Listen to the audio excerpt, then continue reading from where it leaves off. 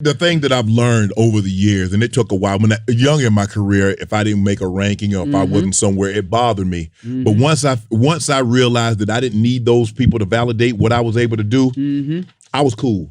My teammates, the coaches that I played for, the fans that I played in front of, they know what I represent. They know who I am. So if 10, 15 people got in the room and said, well, I don't think he's top 100 or I don't think he's one of the top 3 or 4 tight ends of all time, I'm good with that. But my numbers, my resume is complete.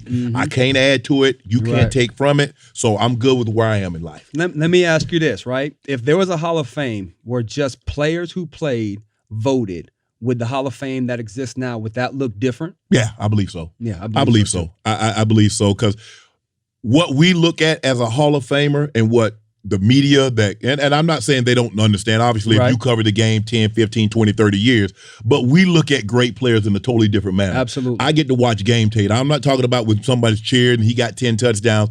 I'm looking at a guy that when I break him down on tape, because a lot of the guys that went to the Pro Bowl, when I was my Pro Bowl list looked a lot different than the guys that actually made the Pro Bowl, because I know what was tough. I know guys that I had trouble blocking or getting open against, and so that was a lot different than maybe the fans or maybe even the coaches.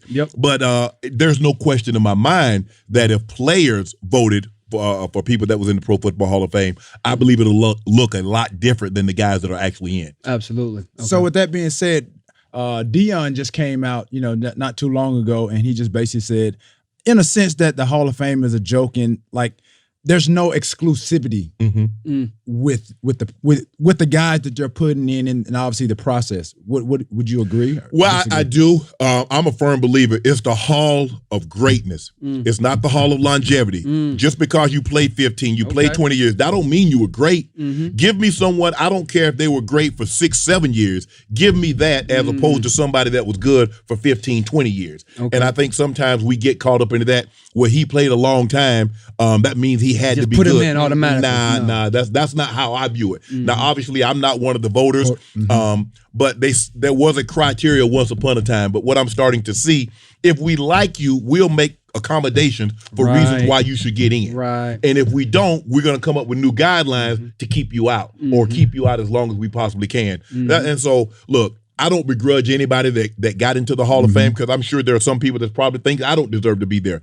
It's not going to change me, because last I checked, they don't send checks out for the Hall of Fame. So I found that out too through T. When I had hit him, I was like, "Hey, if you go to the Hall, you getting a check, so you have to do all that." A check to do what? Right? I didn't know. And they had me somehow. I heard somewhere through the grapevine. I heard that, and then he mentioned it, and I'm like, man, let me check on this. No. I got Doug Sanders.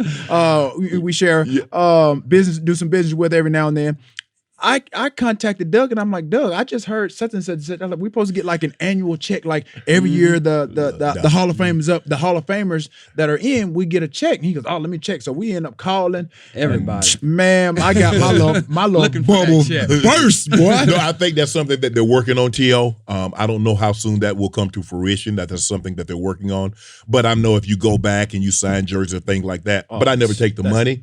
I just give it to the guys that are less fortunate, because I realize everybody didn't play in the era in which I played and made money and was able to parlay that into our post-career. So for when I go back to the Hall, I don't take any of the money, give it to the guys that are more fortunate, that are less fortunate. And I heard that, they're trying to work on medical for guys that's in the Hall of Fame.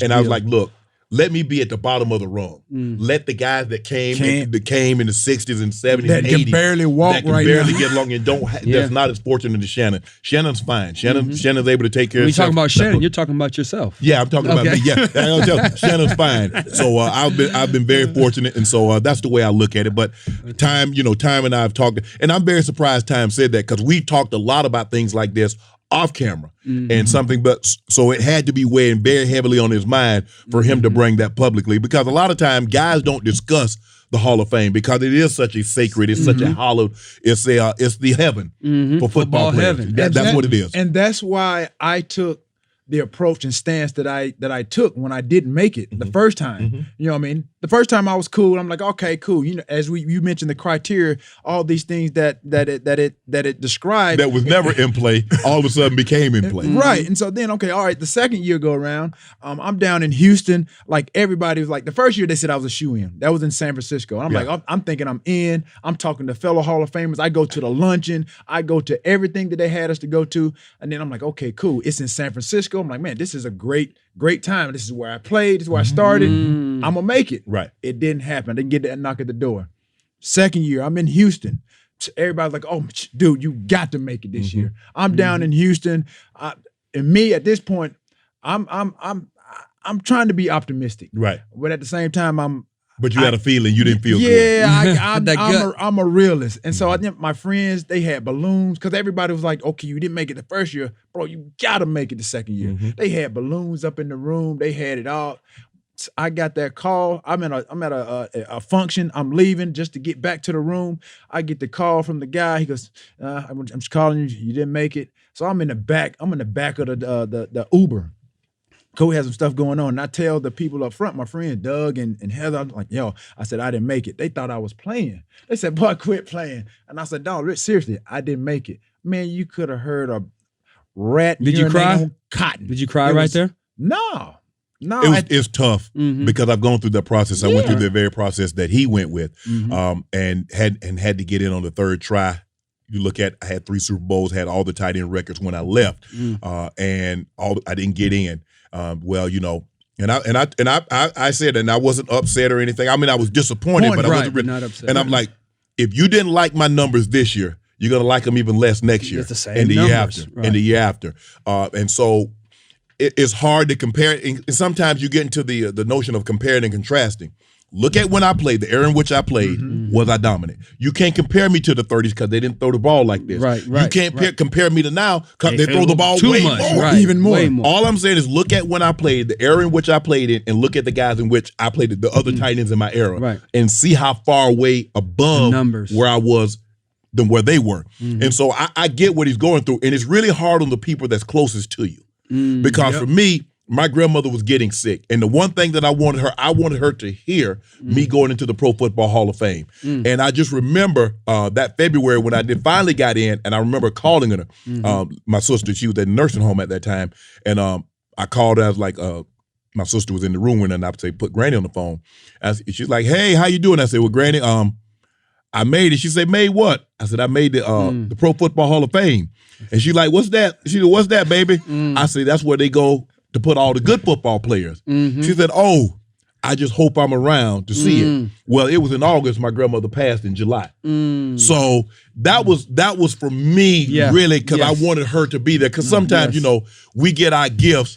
We don't really know anything about it. Don't send me flowers when I'm dead. Give them to me while I'm around. And so I wanted my grandmother to be able to get acknowledgement. Although she didn't hear the speech, well, she did hear it because she was looking down on me.